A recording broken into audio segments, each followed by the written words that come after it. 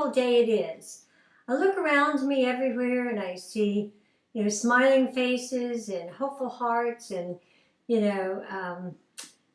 belief that today is going to be the day that something great is going to happen. And that's what I want you to believe. I want you to believe that today something great is going to happen. Now, in order to do that, we have to believe that change is necessary. Why do I say that? Because we're moving from 24 hours ago to a new 24 hours where lots of different things can impact the course of our future.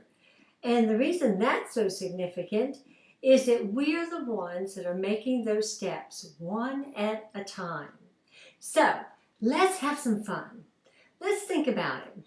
If I were to change whatever I'm thinking or doing or talking about today, what would it be? Well, first of all, I would choose a subject that lifts my spirits, a subject that offers me hope, a subject that says that I can do all things, anything, if I just put my mind to it. We also have to put our heart to it, and we have to make sure that we put our hands to it and our feet to it. Because faith, and that's what I want to talk to you about today, is faith. Faith is so significant and important, and we have it all. We all have faith. We either have faith in ourselves or faith in someone else. But today I want to talk to you about a woman by the name of Ruth, and she's a biblical character. And she was a woman that had to make some changes. She'd gone through a lot of different hardships. She'd already gone through a lot of negative changes such as being married and being a wonderful young wife and suddenly losing her husband to a sickness, and being in a country where she had now discovered a new faith. She'd gone from the Moabitess heathenistic faith to the Jewish faith in the God of the Jews. And so with that in mind, she had been influenced by a woman by the name of Naomi, who was her mother-in-law, who had also gone through very similar changes. She'd moved and she had lost a husband, and now she'd heard that things were better from the place that she relocated from, and she was on her way back to Jerusalem. And in doing so, Ruth decided that she would follow her, that she would go with her, which meant change. She would have to change her location. She'd have to change her environment. Well, not only in changing her environment, it meant that she would change those individuals around her that had great influence in her life. And those individuals were her family, her friends, people she'd grown up with, things that she was familiar with, but she was willing, for the sake of bettering herself, for the sake of being with an individual that had sown so many good things into her life and helped her to change her mind and her heart about some of her beliefs, her religious beliefs, that she wanted to follow this individual. Now, this individual really had become bitter, though. Naomi had changed her name from Naomi to Mara, meaning bitter, and she didn't want anyone to follow her. She was going to go back to Jerusalem and sulk in her sadness. She'd lost her husband. She'd lost her 2 sons while being away from Jerusalem, and she was just coming home to sulk in her sadness.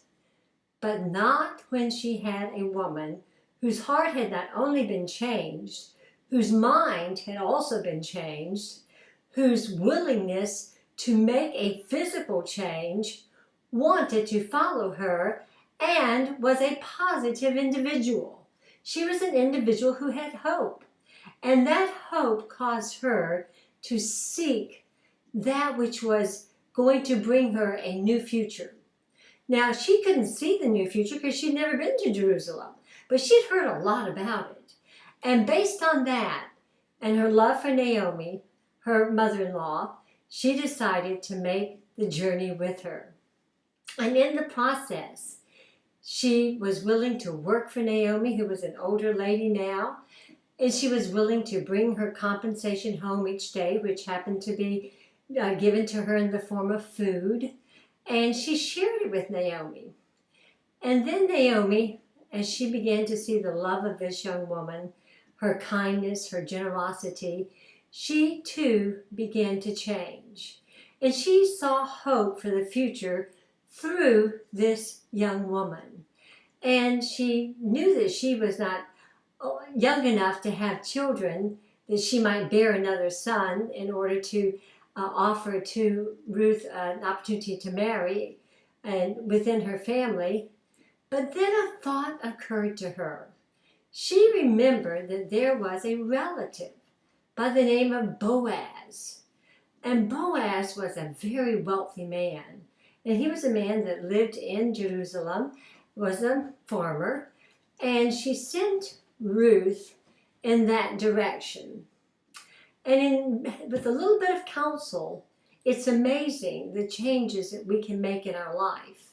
It's amazing the impact that wise counsel, though just short, seemingly not that significant, but yet can impact our life in such a way that we literally change our future. Well, Ruth listened to Naomi, and she did end up in Boaz's farm and on his field picking up the scraps. She found favor with this gentleman, and in the process, to make a long story short, she ended up marrying him. Well, not only did she marry him, but she also bore children with him. And having children with Boaz meant that Naomi, who didn't believe that she could ever have grandchildren, now had a wonderful child that by the name of Obed, that Naomi embraced, as Ruth said, and gave her the opportunity to care for the child with her. So the moral of this story today, as it relates to change, is don't be afraid to listen, first of all, for the sound of opportunity, though it requires significant change in your life, physically, mentally, passionately, and perhaps even leaving that which you're so familiar with and going into a journey that you're not familiar with, but yet are willing to learn and grow and to experience, as Ruth was in journeying to Jerusalem. So today I want to encourage you in this way. Don't be afraid of change. Don't be afraid of opportunity. Don't be afraid of the things that are going to make a significant difference in your life, though it may take you out of your comfort zone. And think positive. Feel positive. Reach positively. Be willing to work. Be willing to apply yourself so that you too will know what it means to experience change that truly makes a difference. Change that helps you to become all that you can be and even more than you dreamed. So dream big dreams. Always seek an opportunity to help and to serve others. And that in itself will bring change to your attitude.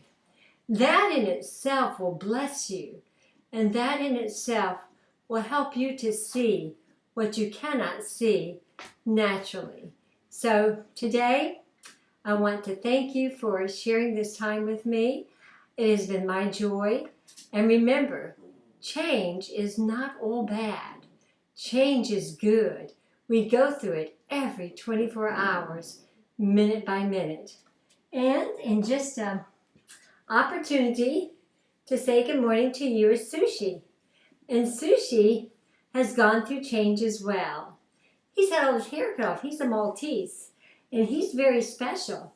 But with the summer months coming here in Florida, he's going to need a little shorter haircut, which he has now, so that he stays cool, comfortable, and just as cute as ever. Have a great day. This is Eunice Phelps wishing you the most exciting change ever.